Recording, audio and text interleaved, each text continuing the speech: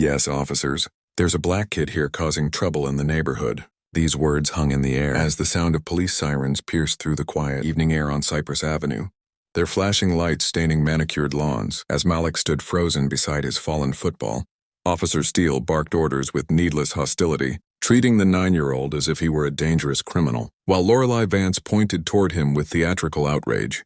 Malik raised his hands carefully, remembering every lesson his parents had given him about surviving encounters like this, and yet fear still pressed heavily on his chest.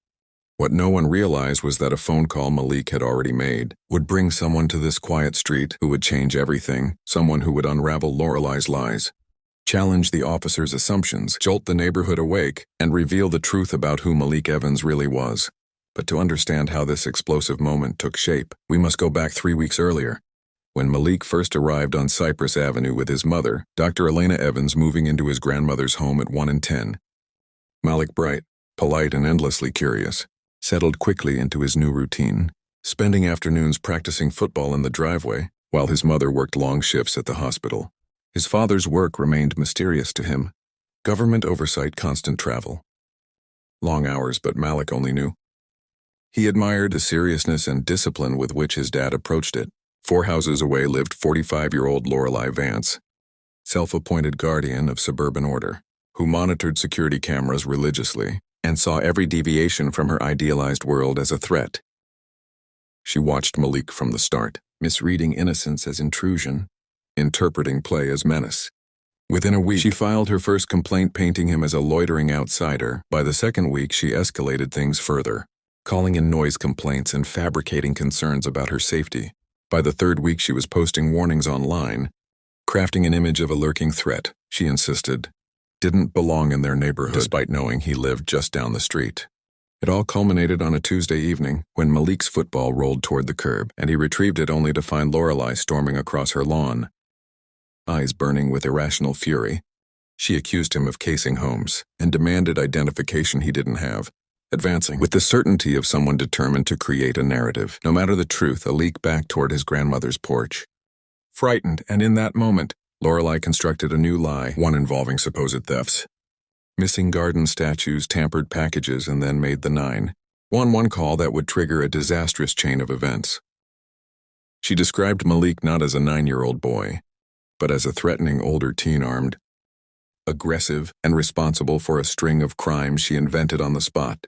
As dispatchers sent officers racing toward the scene, Malik, terrified, called his mother at work. Dr. Elena Evans urged him to stay calm, keep his hands visible, and called his father. Malik dialed him with trembling fingers, explaining through tears what Lorelei had said and how the police were coming. His father listened in silence, the kind that carried both alarm and resolve, and then answered with steady reassurance, promising he was on his way and that everyone involved was about to learn exactly who they were dealing with. As the tension built, Malik tried to stay out of her way. But Lorelei's fixation only deepened her wild assumptions, twisting ordinary moments into fabricated threats. She watched him constantly, convinced he hid criminal intent behind his polite smile. While neighbors grew uneasy but unsure whom to believe, Malik's parents had sensed something was wrong, yet they never imagined it would escalate into a full-blown crisis. Now, with police closing in and Lorelei's lies gaining force, the quiet street teetered on the edge of chaos, and every second felt like a tightening wire ready to snap. The weight of her accusations pressed on everyone present, reshaping the quiet street into a stage for a confrontation none of them had foreseen. Malik's father, racing toward Cypress Avenue, understood better than anyone that truth would soon collide violently with prejudice. Everything would change tonight. The squad car screamed down Cypress Avenue as Officers Steele and Finch jumped out, with the certainty of men who believed they already knew the truth. They approached Malik with hostility sharpened by prejudice, shouting orders before the boy could even understand what was happening.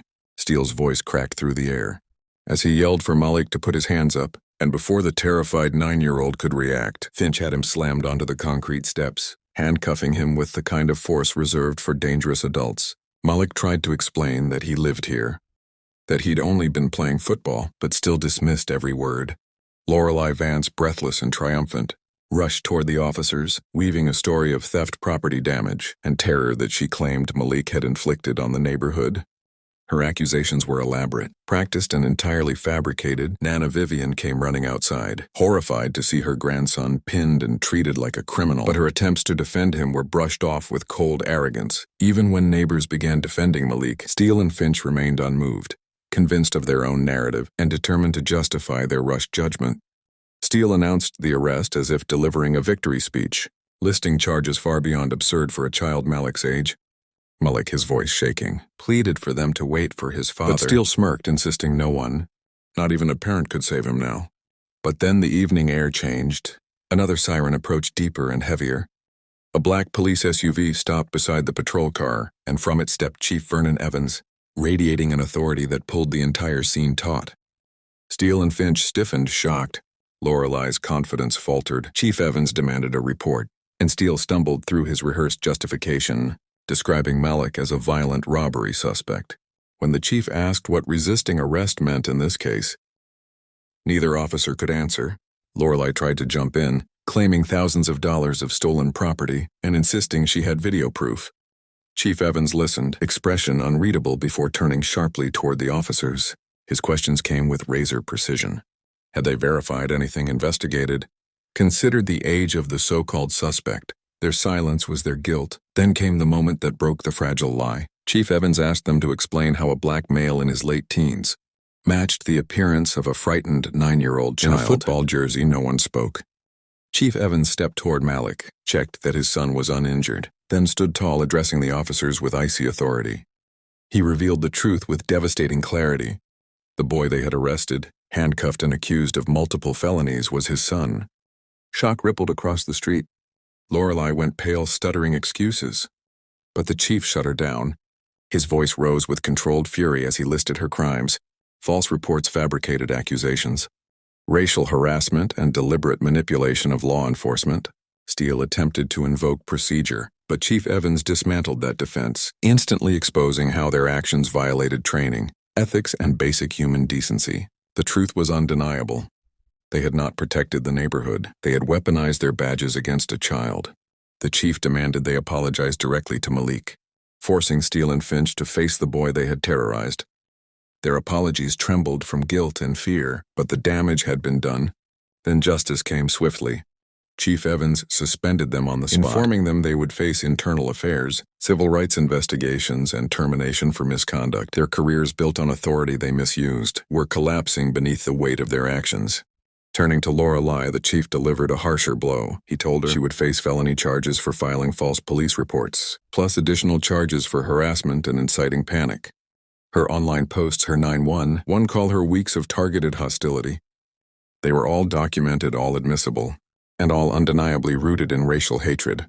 The district attorney would prosecute her case without hesitation. The neighborhood, once manipulated by her fear-mongering, now saw her clearly. Arthur Vance, humiliated and furious, left her that very night and later filed for divorce. The Homeowners Association stripped her of every position she held. Within days, she became the pariah of Cypress Avenue, a woman who had tried to destroy a child and instead destroyed her own life. In the weeks that followed, Malik's story spread and the community united around him.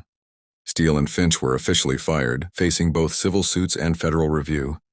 Lorelei was indicted, her trial set with overwhelming evidence against her. For the first time in years, the neighborhood felt safer without her watchful, poisonous presence. 3 months later, Malik stood in his grandmother's driveway once more, laughing as he tossed a football with friends.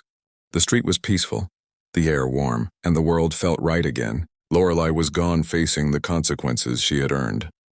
The officers who harmed him were stripped of the power they had abused, and Malik, vindicated, stood stronger than before, proof that truth could survive lies, and justice, however delayed, could still prevail.